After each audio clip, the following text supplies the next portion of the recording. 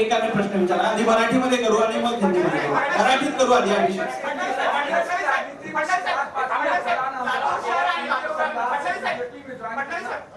देखिए, बहुत हमारे लिए खुशी की बात है कि शिवराज पाटिल चाकूरकर जी, जो कांग्रेस के बहुत कद्दावर नेता रहे हैं और भारत की लोकसभा के अध्यक्ष भी रहे हैं, भारत के गृह मंत्री भी रहे हैं, महाराष्ट्र की और देश की राजनीति का एक जाना माना नाम है, और आज उनके परिवार से डॉक्टर अर्चनाताई पाटिल ये हमारे भारतीय जनता पार्टी में प्रवेश कर रही है, ये हमारे लिए बहुत महत्वपूर्ण और बहुत हर्ष की बात है।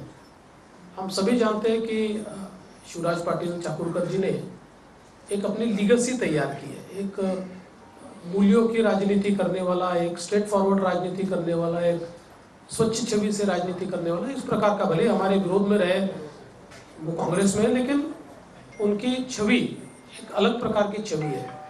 और उसी धरोहर को, उसी विरासत को लेकर आज अर्चना जी हमारी पार्टी में आई है और मोदी जी पर विश्वास रखते हुए उन्होंने ये कहा है कि 10 वर्षों में मोदी जी ने जिस प्रकार से देश को गति और प्रगति दी है, तो उससे मुझे प्रेरणा मिली है कि मैं भी देश की मुख्य धारा में काम करूं और भारतीय जनता पार्टी में काम करूं। मुझे लगता है कि उनका आना ये हमारे लिए, पार्टी के लिए एक बहुत ही मजबूती प्रदान करने वाला है। वैसे ही राजेश्वर जी निठुरे जो 8 बार पार्षद और 7 बार निगम अध्यक्ष रहे, ऐसे निठुरे जी का भी प्रवेश ये भारतीय जनता पार्टी के लिए एक बहुत महत्वपूर्ण है। मैं दोनों का बहुत बहुत स्वागत करता हूँ।